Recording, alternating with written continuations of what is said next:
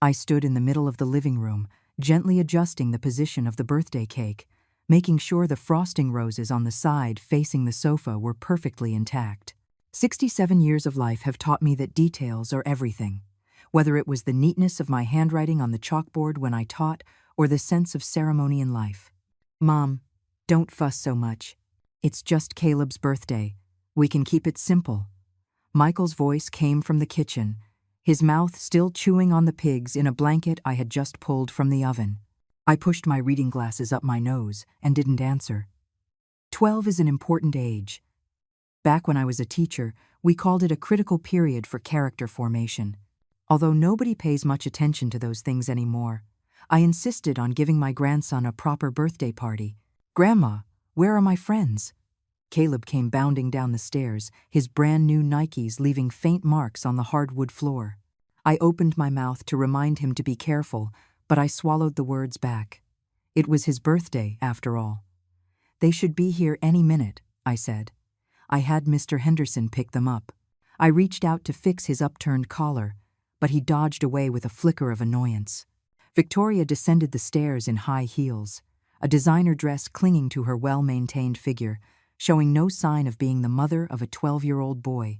Mom, why are you still wearing that old thing? She said. We're going to be taking pictures for social media today. I looked down at my navy blue cardigan.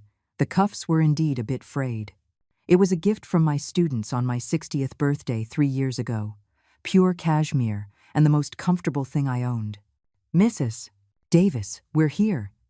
A group of 5 or 6 kids Caleb's age poured through the front door, all children of my former students.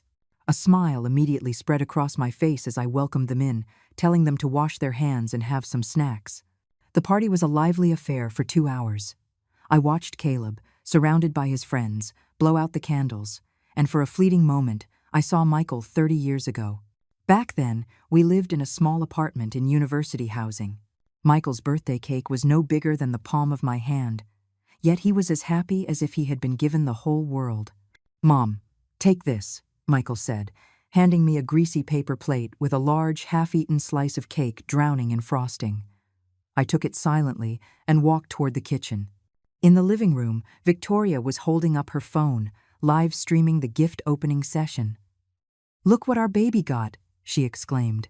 This is the newest game console on the market. It costs over $500. Thank you, Aunt Sarah. A knot tightened in my chest. Just last week at the parent-teacher conference, the teacher had specifically mentioned that Caleb's grades were slipping badly and recommended reducing his screen time. I hesitated, wondering if I should say something, but I saw Caleb had already torn open the packaging with great excitement. Grandma? He suddenly rushed over to me, his eyes shining with an alarming intensity. I want this one too. Alex said it has the best graphics. I knelt to be at his eye level. Caleb, didn't we agree you'd get a new game console after you improved your grades on your report card? I don't care. I want it. And I want it now. His voice suddenly rose, drawing the gazes of the other children. I felt a wave of embarrassment, gently tugging his arm to lead him toward the kitchen. Honey, Grandma saved your favorite chocolate chip cookies for you. Smack. A loud slap landed on my face, sending my reading glasses flying. A fiery pain shot through my left cheek, and I staggered, grabbing the dining table to keep from falling. The entire living room fell silent. Caleb, why would you hit your grandmother? The words escaped my lips, but they were drowned out by my son's laughter. Mom, he's just playing around with you, Michael said, walking over and clapping his son on the shoulder. Good one, kid. You've got a strong arm. I stared at my son in disbelief, but he was busy winking at Victoria. My sophisticated daughter-in-law walked over, clapping her hands. Well, Mom, go on and hit him back, she taunted. I dare you. Not that you would. Caleb held his head high, a triumphant look on his face.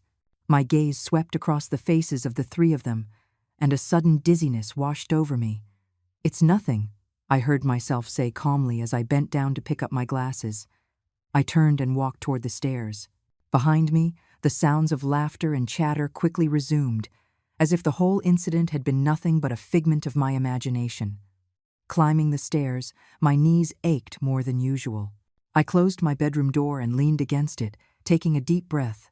My left cheek was still throbbing. In the mirror on my vanity, a white-haired old woman stared back at me, a faint red mark on her right cheek. I slowly walked to the vanity and opened the locked drawer. Inside, various documents were neatly arranged. On top was a receipt for a $30,000 transfer, the recipient being the Alumni Endowment Fund of the city's top prep school. This was a portion of the life savings my husband and I had accumulated, a price to ensure Caleb could get into a prestigious school. I picked up the phone and dialed the number of my bank's client manager. "Mrs. Davis? Is everything all right this late in the evening?" "Alex, yes. First thing tomorrow morning, I need you to cancel that $30,000 transfer." "Yes, the one to the academy. Let's just say I've reconsidered." Hanging up, I took off my glasses and wiped them. Outside, the sounds of the party were still clearly audible. I gently touched my cheek. It didn't hurt anymore, but somewhere deep inside me, it felt as though something had been torn open. The day before school started, they would receive the notice from the school. I could almost picture the scene. I pulled open the innermost drawer and took out a photograph of my late husband. "Oh, Robert," I whispered, "do you think I'm doing the right thing?" In the picture, he was smiling, as calm as the day he left me 20 years ago. That night, for the first time in a long while, I dreamed of the past. I dreamed of Michael as a little boy, running a high fever, and me carrying him on my back for 2 miles to the hospital. His hot little face was pressed against my neck as he softly called out, "Mommy." The morning sun filtered through the sheer curtains, casting a soft light on my vanity. I carefully applied foundation to cover the faint bluish bruise on my left cheek. As my fingers touched the skin, the stinging pain seemed to return. "Mom, we're heading out to work." Michael's voice drifted up from downstairs, followed by the heavy thud of the front door. I paused, listening to the sound of the car engine fade into the distance. Finally, I was alone in the house. The ice pack hissed with white vapor as I took it from the freezer. I sat on a kitchen chair and gently pressed it to my face. The cold seeped into my skin, easing the dull, burning sensation. It reminded me of when Michael was 7 and fell off the monkey bars, cutting his forehead. I had used an ice pack to soothe his wound just like this. He was such a good boy then, tears welling up in his eyes from the pain. Yet he would say in his little voice, "Mommy, it doesn't hurt." The community clinic was only a 10-minute walk from my house. I deliberately chose a weekday morning to avoid running into acquaintances. "Mrs. Davis?" a young doctor. Evans said, his brow furrowing the moment I took off my mask. "What happened to your face?" "I accidentally bumped into a door," I said calmly, the prepared lie rolling off my tongue. Dr. Evans looked like he wanted to say more but ended up just sighing. "I'll prescribe some anti-inflammatory cream. If it's not better in 3 days, you must come back for a follow-up." He paused. "Mrs. Davis, our hospital has a dedicated domestic violence counseling service if you ever need it." "Thank you, but that won't be necessary," I interrupted him, managing a weak smile. It was truly an accident. Leaving the clinic, I sat on a bench in the hallway for a long time. The smell of disinfectant reminded me of Robert's last days in the hospital. Michael had just started college and was swamped with coursework. I would rush to the hospital every day after work to take care of Robert by myself. The night he passed, Michael couldn't make it back because of his final exams. It was me, alone, holding his gradually cooling hand, watching him close his eyes. "Eleanor? Is that really you?" I looked up to see Susan Miller standing before me. She was a colleague of mine from the Teachers' College, now retired and living in the next neighborhood over.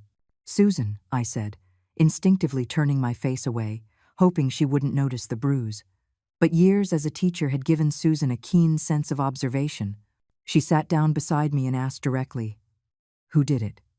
I shook my head, my throat suddenly tight. "It was Caleb, wasn't it?" She sighed. "I saw him shouting at you in the grocery store last week.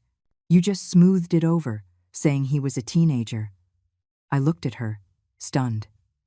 "Eleanor, there's something I've been holding back for a long time," Susan said, lowering her voice.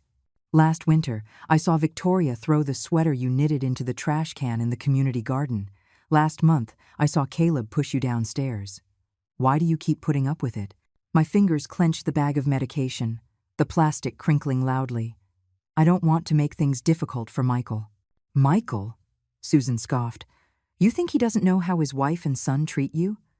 Eleanor, you've been an educator your whole life, with students all over the country. How can you let this happen in your own home?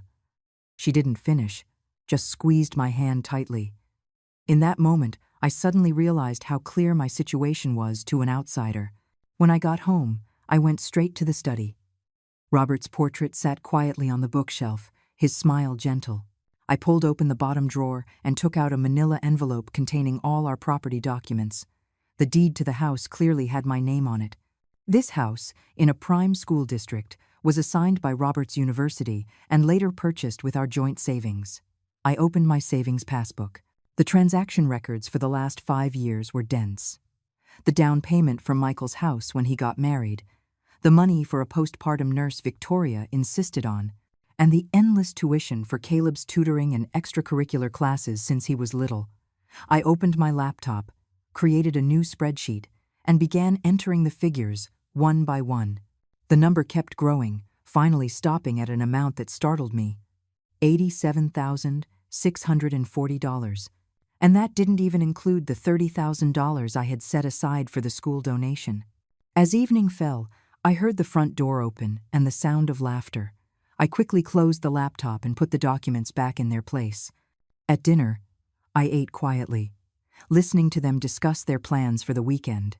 "Mom, you don't look so well," Michael said suddenly. I looked up and met my son's probing gaze. "I might have a little cold," I replied softly. "Older people have weaker immune systems. Mom, you should stay indoors more." "The flu is bad this season," Victoria said, placing a piece of fish in Caleb's bowl without even glancing at me. "Grandma didn't wash my school uniform today." Caleb suddenly chimed in. "We have an inspection tomorrow." "Oh, sweetie, don't worry," Victoria said immediately. "Grandma's getting old and forgetful. Mommy will just toss it in the washing machine for you." I put down my chopsticks. "I'm finished. You all enjoy." As I stood up, I saw Victoria give Michael a look. He hesitated for a moment, then said, "Mom, about that donation. It's all been arranged." I stood with my back to them, my voice so calm it felt foreign even to me. "The bank is processing it." Upstairs, I locked the door and took out a new notebook from under my pillow. On the first page, I wrote the date and a simple sentence. They asked about the donation. Outside, the early spring wind rustled the new leaves. I sat by the window, watching the streetlights turn on one by one like a string of illuminated teardrops. The glass door of the law firm reflected my slightly nervous figure. I took a deep breath and pushed the door open. Mrs. Davis, Mark Chen, the lawyer, stood up from behind his desk and quickly came over to shake my hand. "It's been too long." I smiled and nodded. Mark was one of Robert's students. His family had been poor, and Robert had helped support him. Now, he was a well-known civil lawyer in the city, but had always remained respectful toward us. "Are you facing some legal trouble?" he asked with concern, pouring me a cup of tea. I took a folder from my bag containing a copy of the house deed and the organized transfer records. "Mark, I'd like to understand, if I wanted to reclaim the house I currently live in, is it legally possible?" Mark was visibly taken aback. "You mean the house in the school district where Michael lives?" I nodded and briefly explained the situation, though I omitted the slap. "Some pains are hard to speak of, even to those you trust most." After listening, Mark's brow furrowed. "Mrs. Davis, the deed is in your name, so you certainly have ownership. But the situation is complex. Michael's family has lived there for over a decade, establishing de facto residency. Forcing them out might require legal proceedings." He looked through my transfer records, his expression growing more and more serious. "Do you have any loan agreements or other written contracts for these financial transactions?" I shook my head. "That makes it difficult," Mark sighed. "Legally, these could be considered gifts. However," he looked up at me, "if you can prove there was abuse or neglect, the situation would be different." "Mrs. Davis, have you ever—" I cut him off. I just wanted to understand my options first. I changed the subject. What if I wanted to change my will? Leaving the law firm, the sunlight was so bright it hurt my eyes. Mark's final words echoed in my ears. Mrs. Davis, you must save all the evidence. Text messages, recordings, medical records, anything. I stood on the sidewalk, suddenly unsure of where to go. Home? That place filled with indifference and hostility. I checked my watch. It was only 3 o'clock in the afternoon. On an impulse, I called Susan. The senior center? I repeated her suggestion. Yes, on the 2nd floor of the Cultural Center. They have a legal lecture every Wednesday afternoon. Susan's voice was full of energy. Today, it's Judge Wallace speaking on the protection of senior citizens' rights. Do you want to come? I knew the Cultural Center well. When Robert was alive, we often went there to see movies. The classroom on the 2nd floor was already filled with older people. I quietly found a seat in the back row. Our nation's laws on the rights and interests of the elderly clearly state, on the stage, a spirited elderly man was speaking eloquently. He looked to be in his early 70s, with a straight back and a resonant voice. Elder abuse includes physical abuse, emotional abuse, and financial exploitation. Judge Wallace's words struck my heart like a hammer. Many elderly people believe that enduring in silence is for the sake of family harmony, not realizing that this only emboldens the abuser. After the lecture, I gathered my courage and went up to him. Judge Wallace, I have a question. He listened patiently to my brief, anonymous description, his gaze becoming sharp. Ma'am, your situation already constitutes domestic violence and financial exploitation. I suggest you immediately take the following steps. Judge Wallace gave me a business card. It read, Daniel Wallace, retired judge, along with a contact number. He said if I needed further help, I could call him anytime. On the way home, my phone rang. The screen displayed Michael's name. I hesitated before answering. Mom, where have you been? My son's voice was laced with impatience. Caleb's school just called. They said the donation hasn't been received yet. I gripped the phone, remembering the words of Mark and Judge Wallace. The bank needs time to process it, I said calmly. How long does it take? Michael's voice rose. Do you have any idea how many people are fighting for a spot in this school? Did you even go? I'll check with the bank again tomorrow, I said and hung up. It was the first time in my life I had ever hung up on my son. That evening, Michael came straight to my room the moment he got home. Mom, what is going on? He stood at the door, his face grim. I was sitting on the bed organizing documents and quickly tucked Judge Wallace's card under my pillow. The bank said large transfers require a longer verification period. I repeated my prepared line. Michael stared at me for a few seconds, then suddenly walked into the room, his eyes scanning everything. What have you been up to lately? You're never around. My gaze involuntarily flickered to the nightstand where the documents from the law firm lay. Michael followed my gaze and strode over.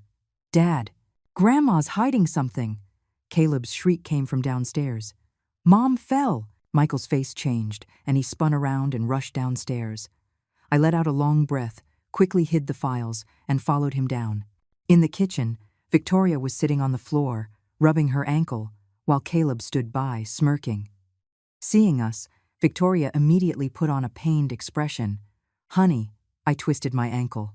This diverted Michael's attention, and he didn't bring up the donation again that night. But before going to sleep, I heard hushed arguments from their bedroom.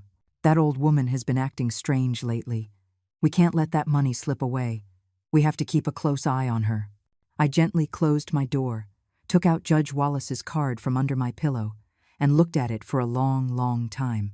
The hallway of the city hospital's psychiatric department was much quieter than the other departments. I sat on a bench, clutching my registration slip, as nurses led patients in and out of consultation rooms. Number 17, Eleanor Davis. A gentle electronic voice called my name. Inside the room, a female doctor in her early 40s smiled and invited me to sit down. Mrs. Davis, what brings you to the psychiatric department? I took a deep breath. Doctor, I'd like to inquire about the long-term effects of verbal abuse and emotional neglect from family members on the elderly. The doctor's expression immediately became focused. She gently put down her pen. Could you tell me more about your situation? An hour later, I left the consultation room with an elderly psychological health assessment report and a few prescriptions. The doctor's words echoed in my ears. "Mrs. Davis, you have clear symptoms of anxiety and depression. This is directly related to the family environment you've described. I suggest you keep all your medical records.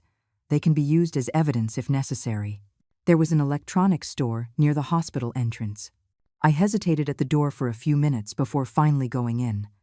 "Excuse me, do you have any small, hard-to-detect cameras?" I asked the young man behind the counter in a low voice. He gave me a surprised look, then brought out several models. "This pinhole camera can be hidden in a picture frame or a clock, with remote monitoring on your phone. This one looks like a regular phone charger." I eventually chose a miniature recording pen that could be clipped to my clothing and a set of surveillance cameras disguised as smoke detectors. The young man helped me set them up and taught me how to view the footage on my phone. "Ma'am," he suddenly called out as I was leaving, "do you need help?" I shook my head and forced a smile. "I'm just trying to document my life." Back home, while they were out, I carefully installed the cameras in the corner of the living room and on the dining room chandelier. I kept the recording pen with me. With the press of a button, it could record continuously for 8 hours. After installing the last device, I sat in the study, opened my new laptop, and tested the surveillance feed. The screen clearly showed every corner of the living room. A strange feeling washed over me. In my own home, I had to act like a thief, secretly installing surveillance cameras. That evening, Victoria wrinkled her nose as soon as she walked in. "What's that smell?" My heart leaped. "Oh, I lit some sandalwood incense. I heard it helps with relaxation." She looked around suspiciously, her gaze sweeping over the new smoke detector, but she said nothing. During dinner, I quietly pressed the button on the recording pen in my pocket. "Mom, what's the deal with the donation?" Michael put down his chopsticks, his tone blunt. "The school called to follow up again today." I slowly chewed my food, buying time. "I'll go to the bank in person tomorrow to check on it." "Did you change your mind?"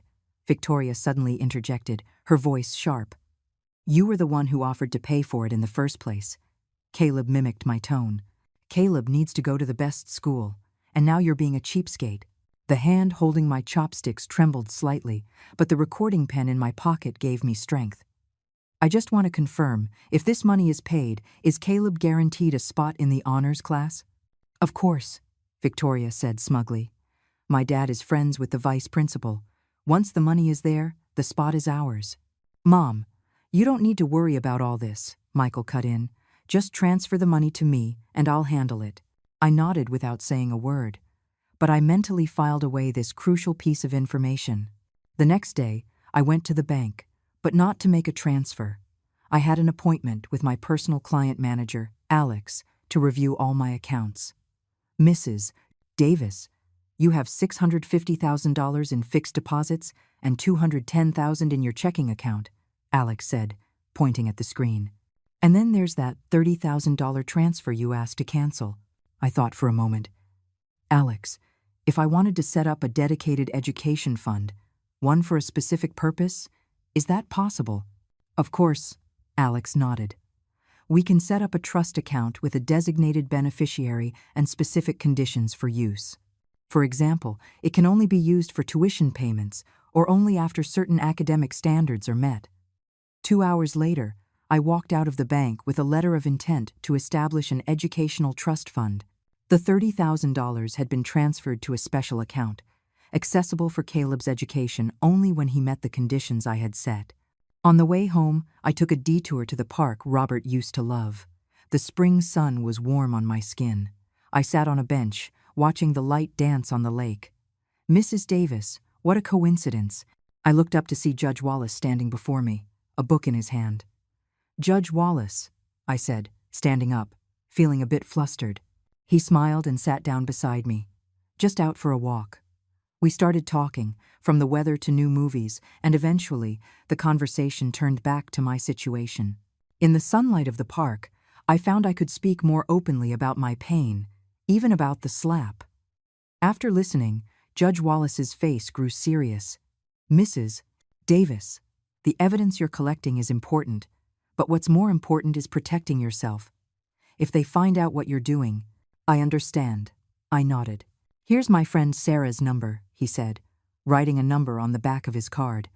She's a lawyer who specializes in family law and elder rights. You can call her if you need to. As we parted, Judge Wallace hesitated, then added, Mrs. Davis, in some family conflicts, the law can only solve the surface problems. What truly needs mending are the invisible cracks. I gave a bitter smile. Some cracks, I feared, could no longer be mended. When I got home, I found Victoria wasn't there. Michael said she had gone shopping with friends. Caleb was upstairs playing video games, the deafening sound effects audible through the floor. Mom, about the donation. Michael brought up the topic again. I interrupted him. Michael, do you remember when you were in elementary school, you had a fever of 102 degrees, and I carried you to the hospital? He was taken aback.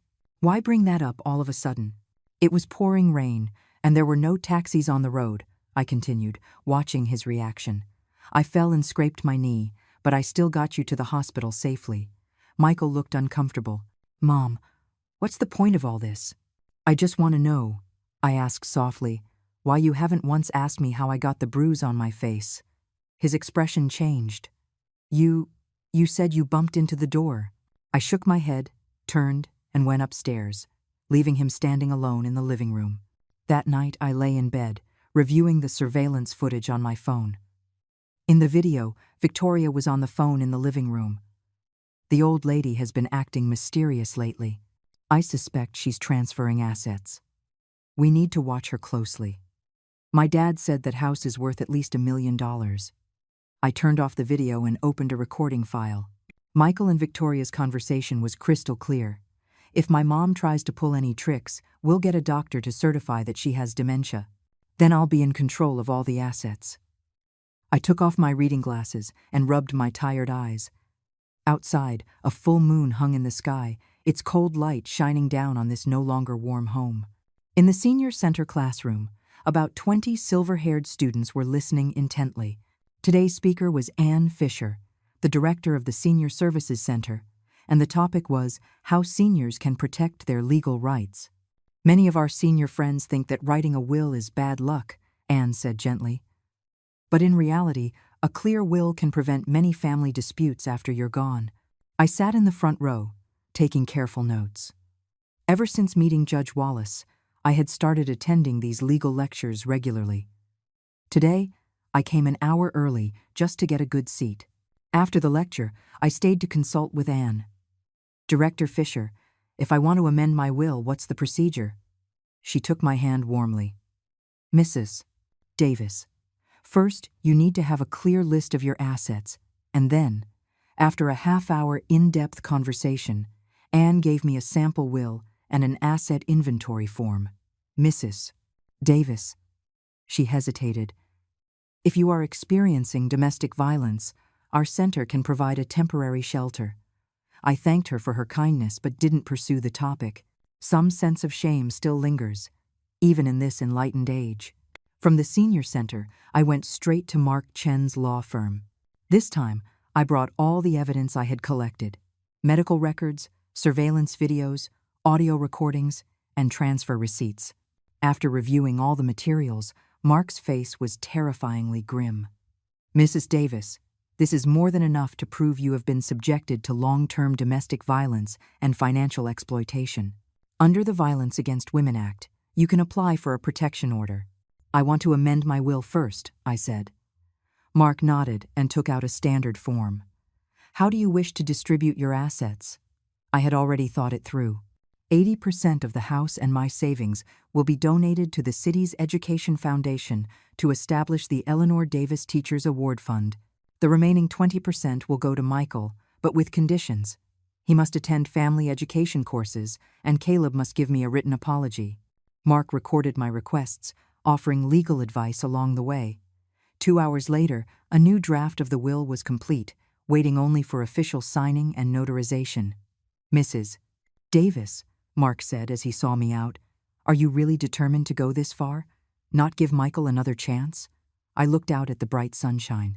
It is precisely to give him a real chance to change that I must do this. On the way home, I detoured to Robert's grave. The photo on the headstone had faded a bit, but his gentle smile was still as clear as ever. I gently wiped the stone, reporting on my recent life as I always did. "Robert, I might have to make some decisions that will make Michael hate me for the rest of his life," I whispered. "But I remember you always said that true love is not about indulgence, but about having the courage to set boundaries." A breeze rustled through the pine trees in the cemetery, as if in response. When I got home, the atmosphere was unusually tense. Michael sat in the living room with a dark expression, while Victoria was in the kitchen, clattering pots and pans angrily. "Mom, you're finally back." Michael stood up, his voice suppressing his fury. "The school officially notified us today that the donation was canceled." I calmly put down my bag. "I know." "You know?" Michael's voice suddenly rose. "Didn't you say the bank was processing it? What on earth is going on?" I walked to the sofa and sat down, motioning for him to sit as well. "Michael, we need to talk." "Talk about what?" Victoria rushed over, her voice shrill. "Where did you put the money? Do you know that if Caleb can't get into that prep school, his life is over?" I took a deep breath. "First, the money is still there. It's just been moved to an educational trust fund. As long as Caleb meets the basic academic requirements, his tuition will be paid automatically." "What fund? Who told you to do that?" Michael stared at me in disbelief. "Second," I continued, my voice surprisingly calm, "about the house. I plan to—" "The house?" Victoria shrieked. "What are you planning to do?" I finally said the words I had been preparing for days. "I plan to have you move out." The living room fell deathly silent. Michael's face turned beet red, while Victoria's went pale. "What did you say?" Michael's voice trembled. I repeated clearly, "I am asking the three of you to move out of my house." "Are you crazy?" Victoria exploded. "This is our home. We've lived here for 12 years. "Excuse me? The deed is in my name." I cut her off. "And in these 12 years, you haven't paid a single dollar in rent." Michael shot to his feet. "Mom, did someone put you up to this? Was it Susan? Or that judge you've been seeing?" I shook my head. "Michael, do you remember what happened on Caleb's birthday last month?" He froze, his eyes darting away. What happened?" "He slapped me," I said flatly. "And you, my son, laughed and said he was just playing around." Michael's face changed. "Mom, that was just—" "And," I went on, Victoria said. "Go on, hit him back. I dare you." I looked straight into my son's eyes. "Michael, do you know what I was thinking at that moment?" He was speechless.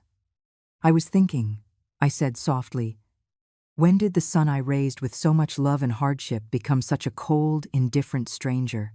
Victoria suddenly lunged forward. "You old woman, don't push it. We take care of you, feed you, and this is how you repay us? Take care of me?" I couldn't help but laugh. "Victoria, in the past 6 months, have you cooked a single meal, washed a single dish? You even throw your own underwear in with my laundry for me to wash." "So what?" she retorted sharply. "What's wrong with an old person doing some chores? You're home all day with nothing to do." "Enough!" Michael suddenly roared, cutting her off. He turned to me, his voice low and dangerous. "Mom, what do you really want? Money? The house? Are you getting senile?" I stood up and walked to the study. "Come with me. I have something to show you." In the study, I opened my laptop and played a surveillance video. The screen clearly showed the scene of Caleb slapping me and the reactions of both his parents. "This is—" Michael's voice caught in his throat. "This is just the beginning," I said. I clicked open a folder, neatly organized with all kinds of evidence: medical records, transfer receipts, audio files. Victoria's face turned ashen. You've been spying on us." Protecting myself, I corrected her. "Just like you were planning to have me declared mentally incompetent." Michael looked at me, shocked. "How did you know?" "That's not important," I said, closing the laptop. "What's important is that I've made my decision. I'm giving you 3 months to find a new place to live. As for Caleb's tuition, as long as he ranks in the top 50% of his grade, the fund will automatically pay it." "You can't do this." Victoria cried hysterically. "You're going to ruin our whole family." I shook my head. "No, I'm giving you a chance to start over." Michael suddenly grabbed the desk lamp and smashed it against the wall. With a loud crash, glass shards flew everywhere. "I hate you," he roared like a wounded animal. "I will never forgive you." He stormed out of the study, slamming the door behind him. Victoria shot me a venomous glare and ran out after him. I slowly knelt down, picking up the pieces of broken glass one by one. A shard cut my finger, and a bead of blood welled up, but I barely felt the pain. Upstairs, I could hear fierce arguments and the sound of things being thrown. I sat at Robert's desk, opened the drawer, and took out his picture. "Robert," I whispered, "am I doing the right thing?" In the photo, he was still smiling, his gaze gentle and firm. I could almost hear him say, "Eleanor, you've finally learned to love yourself." That night, I received a call from Susan. "Eleanor," her voice was full of worry. "Michael just called me. He said you've been acting erratically and asked if I'd noticed. He was trying to see if I knew what you were planning." I gripped the phone, realizing the battle had only just begun. The morning sun streamed through the gap in the curtains. I opened my eyes and found my pillow was damp. Last night's dream was still vivid. Robert had been standing by my bed, gently stroking my hair, saying, "Don't be afraid, I'm here." Downstairs, I heard the clatter of pots and pans, which was highly unusual. I looked at the clock. It was only 6:30 in the morning. Since our confrontation, this was the first time Victoria had woken up early to make breakfast. I got dressed, clipped the recording pen to the collar of my undershirt, and pressed the switch. As I went downstairs, the smell of something burning hit me. "Mom, you're up," Michael greeted me, an uncharacteristic and unnatural smile on his face. "Victoria made you some oatmeal." Victoria brought out a bowl of dark, lumpy porridge from the kitchen, forcing a smile. "Mom, I'm not a great cook. I hope it's okay." I took the bowl and set it on the table. "Just say what you have to say." Michael wrung his hands. "Mom, I was too impulsive yesterday. Don't take it to heart. Let's talk about the house again." "Yes, Mom," Victoria chimed in. "You'd be so lonely living in such a big house by yourself. If we move out, who will take care of you?" I watched their performance silently, then noticed Caleb was missing. "Where's Caleb?" "Oh, he's staying at a friend's house," Michael said, his eyes shifting. "Mom, look, how about this?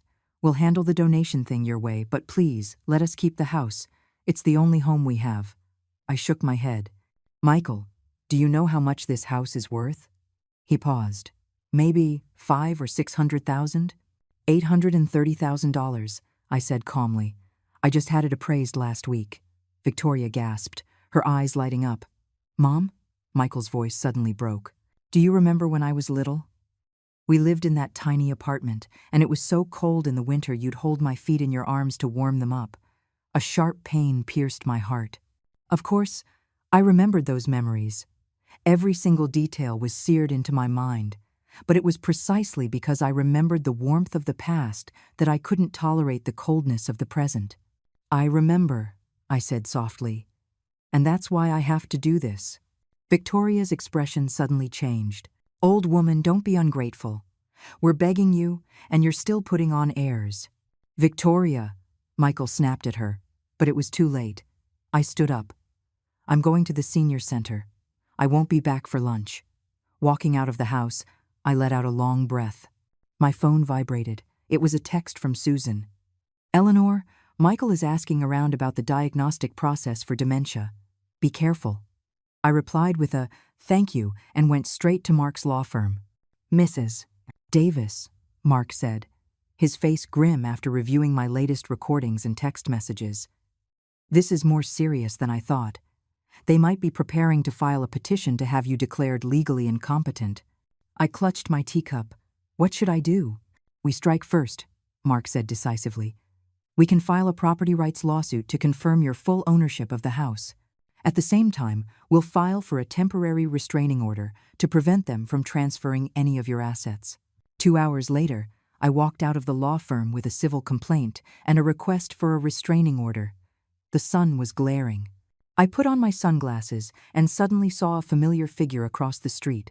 Victoria's father, David Lee, getting out of a black car with a young man in a suit.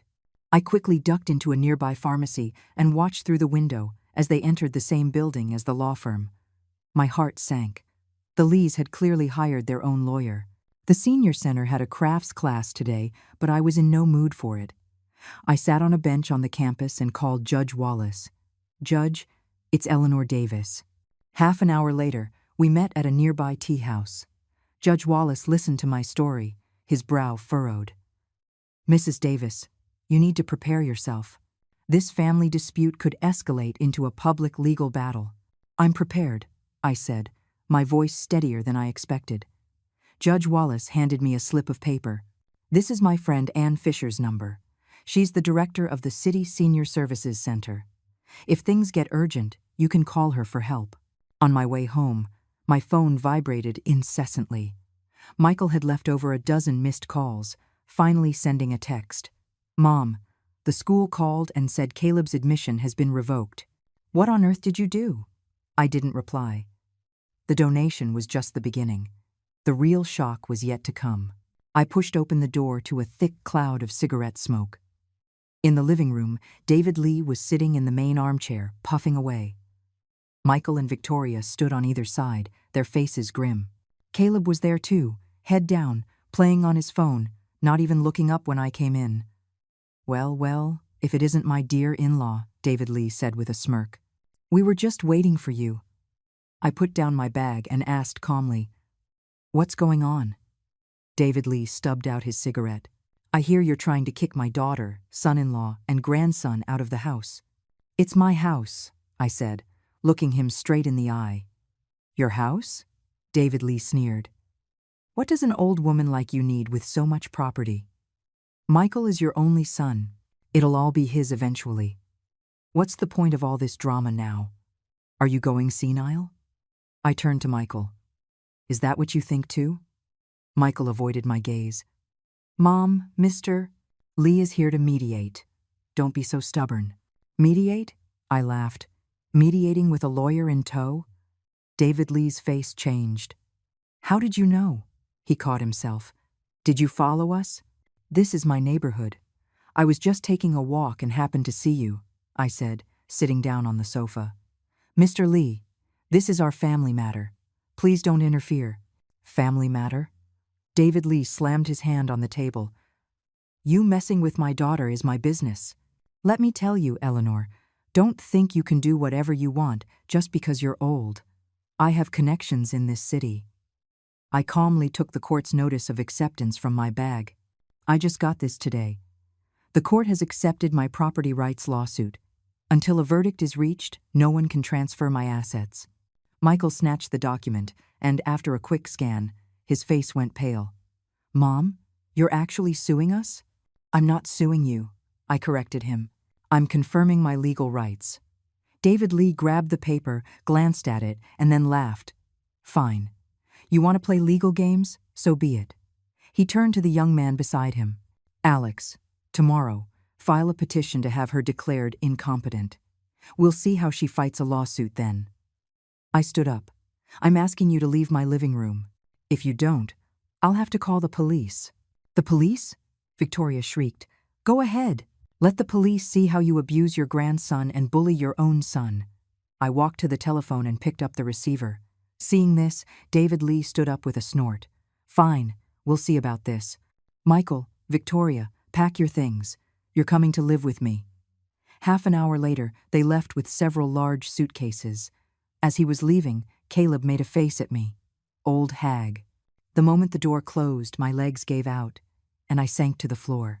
In the empty house, only the sound of my suppressed sobs remained.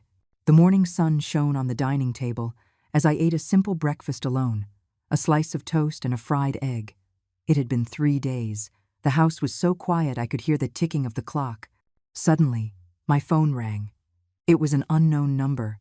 "Hello, may I speak to Mrs. Eleanor Davis?" a young woman asked. "This is she." "Hello, I'm Laura Chen, a reporter with the City Evening News. I'd like to interview you about the issue of elder abuse in families." My heart tightened. "How did you find out about my situation?" "Oh, "It was Director Ann Fisher from the Senior Services Center who recommended you," she said. "She thought you might be willing to share your story." I relaxed. Ann was someone Judge Wallace had recommended. She should be trustworthy. "I can, but I wish to remain anonymous." "No problem. We can use a pseudonym." After arranging to meet in the park that afternoon, I called Ann to confirm. "Mrs. Davis," Ann's voice was warm and firm, "your case is very typical. Our center is currently running a campaign against elder abuse, and your experience can help many others." After hanging up, I started to organize my thoughts. The doorbell rang suddenly. Through the peephole, I saw it was Mrs. Gable from the neighborhood committee. "Mrs. Davis." "Mrs." Gable said with a troubled expression, "Some residents have complained about frequent arguments coming from your house." I sneered. "That would be Michael and Victoria's doing, wouldn't it? They moved out 3 days ago." "What arguments could there be?" "No, they're saying you've been mentally unstable." Mrs. Gable hesitated, "and they've been telling people in the neighborhood that you're kicking them out for no reason." I invited her in and showed her the court documents and surveillance footage. Her expression changed from embarrassed to shocked, and finally to angry. "This is outrageous!" she exclaimed, slapping the table. "Mrs. Davis, don't worry. The neighborhood committee will definitely set the record straight for you." The interview that afternoon went smoothly. The reporter, Laura, diligently recorded my experience, paying special attention to the slap and the subsequent legal actions. "Mrs. Davis," she said as she was leaving, "this report will generate a lot of discussion. Please be prepared." The next morning, the doorbell rang again. This time, it was Michael, alone. His eyes were red and swollen, as if he had been crying. "Mom." His voice was hoarse. "Can we talk?" I let him in, but kept the recording pen on. "Mom, I was wrong," he started sobbing as soon as he sat down. "I shouldn't have treated you like that. I was looking at the old photo albums you gave me last night, and I remembered when I was a kid." I watched him quietly, waiting for what would come next. "I've decided to stand with you," Michael said, wiping his tears. "Victoria and her dad have gone too far. They're really preparing to file to have you declared incompetent." My heart sank. Although I had expected it, hearing it confirmed still felt like being plunged into ice water. "How do you know?" "I overheard them talking last night," Michael said, looking down. "Her dad found a doctor to write a fake certificate. I can't help them hurt you anymore." I studied my son's face, trying to discern if this was genuine remorse or another trick. Robert had once said, before he passed, that Michael wasn't a bad person at his core, just easily swayed. "Michael, if you truly feel you were wrong, then do something for me." "Anything?" he asked eagerly. "Go talk to Director Ann Fisher. Tell her everything you know." He hesitated for a moment, then nodded. "Okay." As I saw him to the door, he suddenly turned and hugged me. "Mom, I'm so sorry." The hug was so tight, it felt like we had gone back to his childhood. That afternoon, I received a call from Ann. "Mrs. Davis, Michael was here. He provided a lot of important information. We've already contacted the police and are preparing to open an investigation." 3 days later, the City Evening News published a front-page story titled, "The Pain of Our Elders, an in-depth investigation into domestic violence." Although it used a pseudonym, anyone who knew me could tell who it was about. My phone blew up with calls of concern and inquiry. The most unexpected call came from the old principal of the prep school. "Mrs. Davis, I saw the report. That boy is your grandson, isn't he?" I tacitly agreed. "We are shocked," the principal said. "We will have to reconsider the admission of a child from a family with such an upbringing." That same day, the court's restraining order was issued, prohibiting anyone from transferring or hiding my assets, including the house. That evening, Judge Wallace called. "Mrs. Davis, are you free tomorrow? A legal aid team would like to meet with you." The next day at the law firm, I met the professional team Judge Wallace had assembled: lawyers, a psychologist, and a social worker. They had decided to take my case pro bono. "Mrs. Davis," said the lead lawyer, Chris Hayes, "we have ample evidence to prove that you are fully competent. Furthermore, the other party is suspected of perjury and fraud." On the way home, I bought an evening paper. On the second page was a small news item. Local businessman investigated for allegedly forging medical certificates. Although no names were mentioned, it was clearly about David Lee. I opened my door to the familiar smell of cooking. On the dining table were braised fish, sweet and sour pork ribs, and stir-fried vegetables, all of Michael's childhood favorites. "Mom," Michael came out of the kitchen, wearing my old apron. I wanted to cook a meal for you." My nose tingled, and I almost cried. It had been years since I'd seen such a scene. We ate in silence, neither of us mentioning the lawsuit or the conflict. After dinner, Michael insisted on washing the dishes, then took a stack of papers from his bag. "Mom, this is a list of all the money I've taken from you over the years. I'll pay you back, slowly." I looked through the detailed accounts, surprised by his earnestness. "Michael," I asked softly, "what about Victoria and Caleb?" His shoulders tensed. "They're at her dad's place." He paused. "Mom, I want a divorce." I looked at him, stunned. "I've done a lot of thinking," his voice cracked. "I've been so weak, always letting them lead me by the nose. I couldn't even protect my own mother." That night, my son and I sat on the balcony and talked until late. Michael told me how Victoria had gradually controlled him, how David Lee had manipulated everything from behind the scenes. And I told him why I had to take such drastic measures. "Mom, I understand now," Michael said, his eyes red. "Sometimes, tough love is the only way." The next day, the court summons arrived. David Lee had indeed filed to have me declared incompetent. But on the same day, the police issued a notice that they were opening a case against David Lee for document forgery. Public opinion began to turn. In the neighborhood, the same neighbors who had pointed fingers at me now looked at me with sympathy and admiration. But the biggest surprise came a week later when Victoria showed up at my door alone, her attitude having done a 180-degree turn. "Mom," she said, her eyes red and her voice trembling, "I was wrong. Please, I'm begging you, let my father go." It turned out the police investigation was closing in, and more problems had been uncovered in David Lee's business. He was facing criminal charges. "Victoria," I said calmly, "I never wanted revenge on anyone. I was just protecting myself." She suddenly fell to her knees. "Mom, please, drop the lawsuit. I'll agree to the divorce. I won't take anything. Just please don't let my dad go to jail." I helped her up.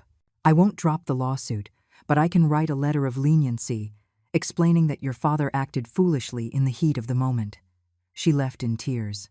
Michael stood by the window, watching his wife's retreating figure with a complicated expression. "Do you regret it?" I asked. He shook his head. "No, I just feel it's tragic." How did we become like this? It was the Third Circuit courtroom of the Intermediate Court, solemn and imposing. I sat at the plaintiff's table, flanked by Chris Hayes and his team.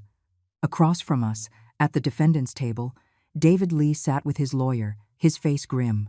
Michael, as a third party, sat in the middle, belonging to neither side.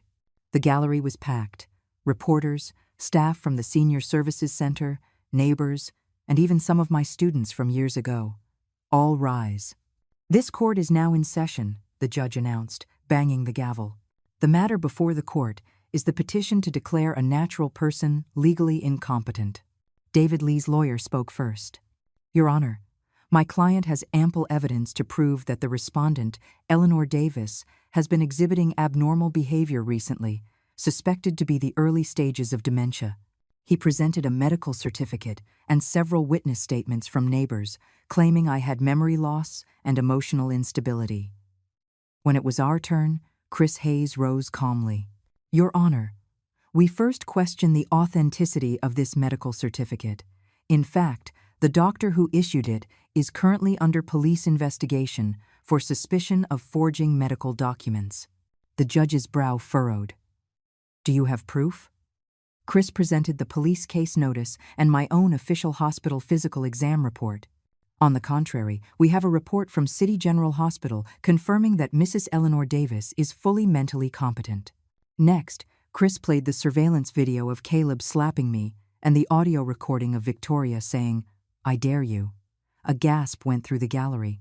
This evidence shows, Chris's voice boomed, that Mrs. Davis was acting in lawful self-defense after suffering from domestic violence. The petitioner, in an attempt to seize her property, has maliciously accused a clear-minded and intelligent elderly woman. David Lee's lawyer jumped up to object. This is irrelevant to the case. On the contrary, it is entirely relevant, Chris retorted. The petitioner is attempting to achieve an illegal goal by having Mrs. Davis declared incompetent. The judge nodded. Objection overruled. The plaintiff may continue. Chris then presented my financial records from over the years, my certificates of completion from classes at the senior center, and even a video of me speaking at a community legal lecture. Your Honor, this is a clear-thinking, fully competent senior citizen. In fact, Mrs. Davis knows more about the law and her rights than many younger people. Finally, Chris called his star witness, Judge Wallace. As a retired judge, I can attest that Mrs. Eleanor Davis is fully mentally competent, Judge Wallace said firmly. On the contrary, I believe this case involves malicious prosecution and abuse of the judicial process. The court debate lasted for 3 hours. During the recess, David Lee stormed out of the courtroom, where reporters swarmed him. Mr.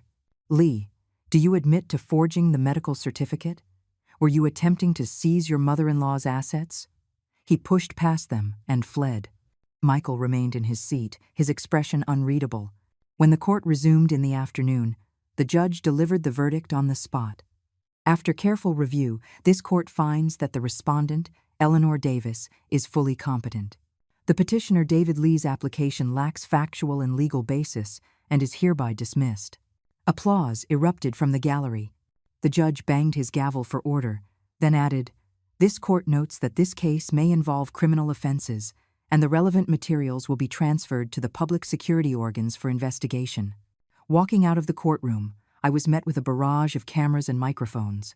"Mrs. Davis, how do you feel about the victory? Will you press charges against David Lee?" I answered calmly, "The law has cleared my name.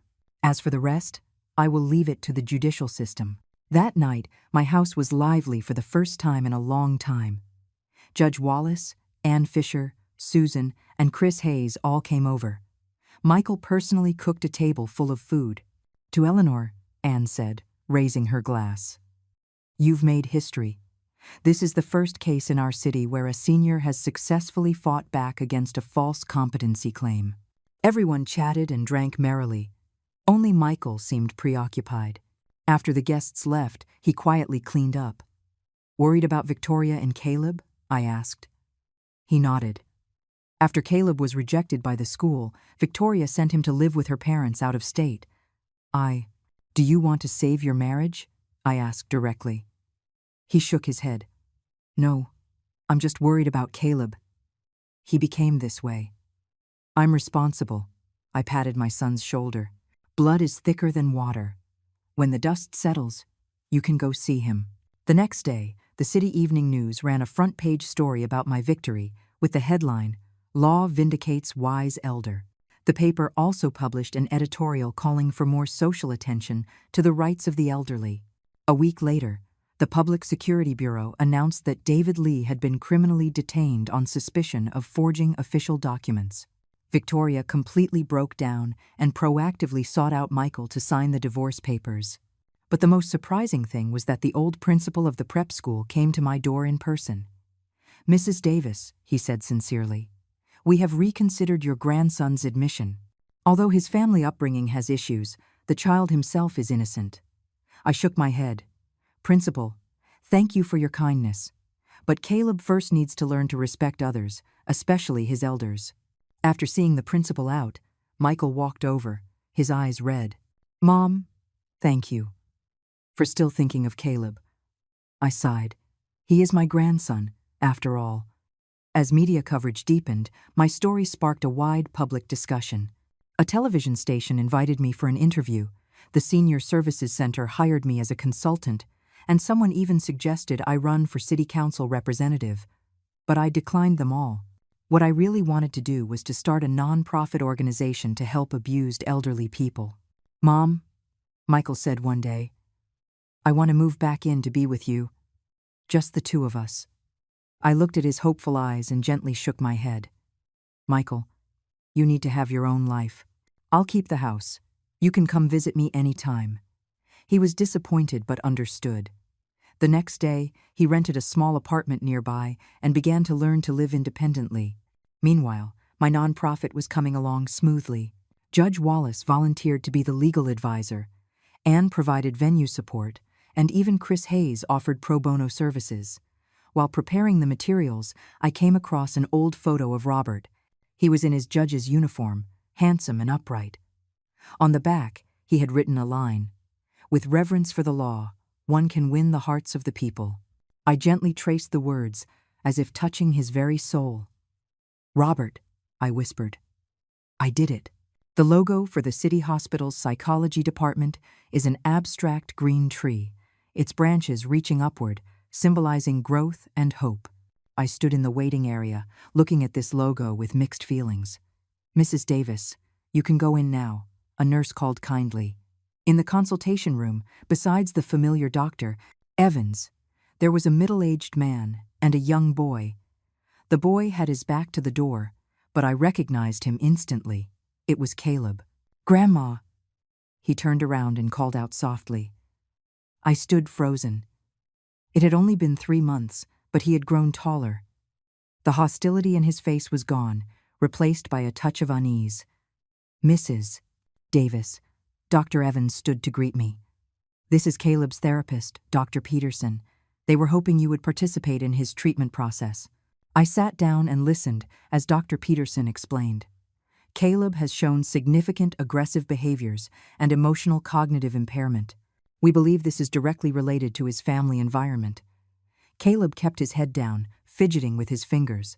I noticed a faint scar on his wrist. "What's this?" I couldn't help but ask.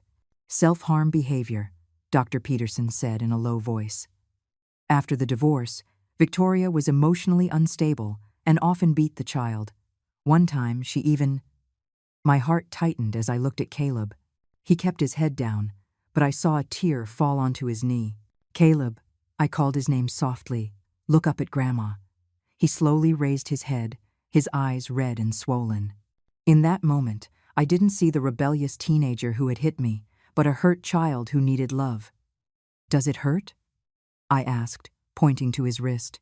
He shook his head, then nodded, and suddenly threw himself into my arms, sobbing. "Grandma, I'm sorry. I shouldn't have hit you. I really regret it." I held him close, patting his back, just as I had comforted Michael all those years ago. In that moment, all resentment vanished. After the session, I walked out of the hospital holding Caleb's hand. The sun was bright, shining down on us. "Grandma," he asked in a small voice, "can I still go to the prep school?" I knelt down to his level. "Caleb, the school isn't what's important. What's important is the kind of person you become. Do you understand?" He thought for a moment and nodded. "I want to be like Dad." I was a little surprised. "Your dad?" "Dad is better now," he said seriously. "He visits me every day, and he's learning to cook. He said he wants to start over." My eyes welled up, so Michael was really changing. "Then how about Grandma asks the school for you?" His eyes lit up, and he nodded vigorously. On the way home, my phone rang. It was Victoria. "Mom," her voice was hoarse. "Can I see you?" We met on a bench in the community garden. She looked much more haggard than she had 3 months ago, with fine lines at the corners of her eyes, her once perfectly styled hair tied back carelessly. "Mom," she got straight to the point. "My dad, he might be sentenced to prison. I need to find a job, but no one will hire me. She choked up. "I know I have no right to ask you, but can you watch Caleb for me? Just during the day." I looked at her. "Victoria, do you know why I was so insistent on fighting that lawsuit?" She shook her head. "It wasn't for the money or for revenge," I said softly. "It was to make you all understand that elderly people are human beings, with dignity and rights." She lowered her head, tears dripping onto her hands. "I can take care of Caleb," I continued. "But not for you, for him." She cried even harder. "Mom, I really know I was wrong." "It's good that you know you were wrong," I said, handing her a tissue. "You're only in your 30s. You have a long life ahead of you. Get back up from where you fell." The next day, I contacted the old principal of the prep school. After several conversations, the school agreed to give Caleb a probationary admission on the condition that he continue to receive psychological counseling and maintain good behavior. When Michael found out, he was too emotional to speak. He just held me tight, crying like a child. "Mom, thank you." I patted his back. There. A grown man shouldn't cry. From now on, just focus on raising your child well. That's more important than anything." With Caleb starting school, my life took on a new rhythm. 3 days a week, I would take him to school and pick him up, listening to him talk about his day. His emotional state gradually stabilized, and his grades began to improve. Victoria found a job as a cashier at a supermarket. It was hard work, but she said she felt fulfilled. Sometimes on weekends, she would come to see Caleb, and the three of us could even have a meal together. As for Michael, he found a job at a construction company, starting from the bottom. Every evening, no matter how tired he was, he would stop by my place for a while, sometimes with fruit, sometimes just to chat. One rainy evening, Michael ran in, soaked to the bone, holding a cake box. "Mom, happy birthday," he said excitedly. I was stunned. I had completely forgotten it was my birthday. The cake said, "Happy new life, Mom," Michael explained. "Today is the beginning of your new life, isn't it?" My hand trembled as I cut the cake. It was true. What had I lost in this storm? And what had I gained? I had lost a false sense of family and material dependence, but I had gained true dignity and my son's awakening. A month later, the Silver Guardian nonprofit organization was officially launched. Many media outlets and guests attended the opening ceremony. As the founder, I gave a speech. The elderly are not a burden on their families, but a treasure to society. What we need is not pity, but respect and equality. The applause was thunderous. I saw Michael and Caleb sitting in the front row, looking at me with pride. Victoria was there too, standing in a corner, tears glistening in her eyes. After the event, Judge Wallace quietly slipped me a letter. "Mrs. Davis, this is from Robert." I opened the envelope, shocked. Inside was Robert's familiar handwriting. "Eleanor, if you are reading this, it means I am gone. Don't be sad. I am just watching over you in a different way. Remember, you are stronger than you think. No matter what happens, live your life bravely." My tears soaked the letter. Robert had known all along. He knew what I would face, and he knew I would get through it. On the way home, Michael held Caleb's hand, and Caleb held mine. The setting sun stretched our shadows long behind us, the three shadows gradually merging into one. "Grandma," Caleb said suddenly, "when I grow up, I want to be like you and help people." I knelt and kissed his forehead. "You will do even better than Grandma." Spring arrived, and the cherry blossoms in the neighborhood were in full bloom, their pink and white petals dancing in the wind, some landing on the Silver Guardian sign. In the office, the volunteers and I were organizing case files. In the 3 months since we opened, we had helped 27 abused elderly individuals, 5 of whom had proceeded to legal action. Mrs. Davis, a young volunteer, Kevin, ran in excitedly.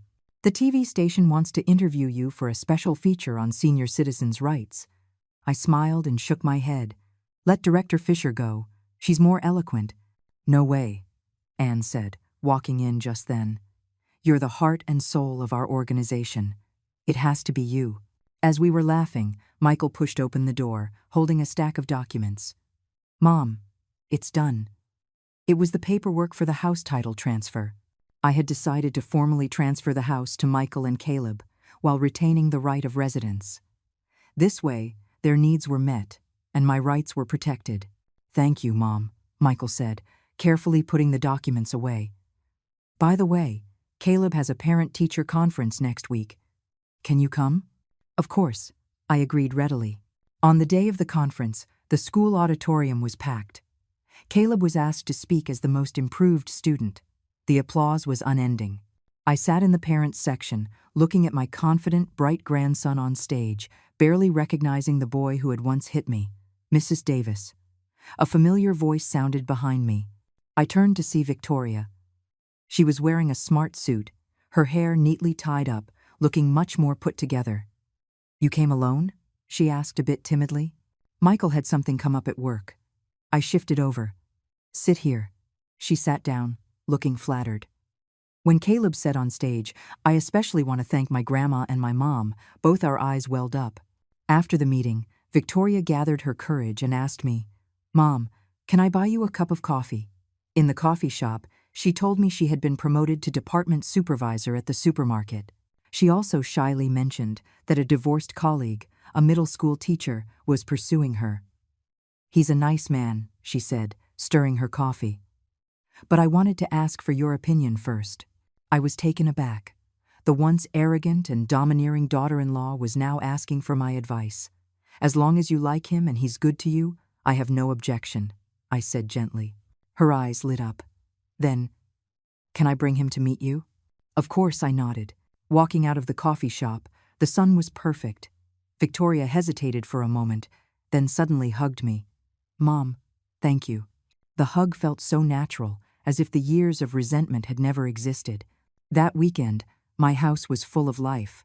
Michael cooked, Caleb helped out, Victoria brought her new boyfriend over, and even Judge Wallace and Susan came. The table was laden with food and filled with laughter. To Eleanor, Judge Wallace raised his glass. "To your new life." We all clinked glasses. Caleb clamored for juice, and Michael poured him a glass with a smile. Victoria and her new boyfriend exchanged a look, their eyes full of sweetness. Watching this scene, I suddenly thought of Robert. If only he were here. After dinner, we all sat on the balcony, enjoying the moon. Caleb leaned against me, dozing off. "Grandma," he mumbled, "can I have your breakfast again tomorrow?" "Of course you can," I stroked his hair. "How about we have breakfast together every day from now on?" His voice grew quieter. "Our whole family." My heart warmed. I looked at Michael, and he smiled and nodded. Late at night, after the guests had gone, I sat alone in the study, flipping through Robert's old photo album. My fingers traced his young face, as if I could travel back in time and touch the man who had loved me more than life itself. "Robert," I whispered, "our little family is whole again." Outside, a bright moon hung in the sky, its silver light bathing the world.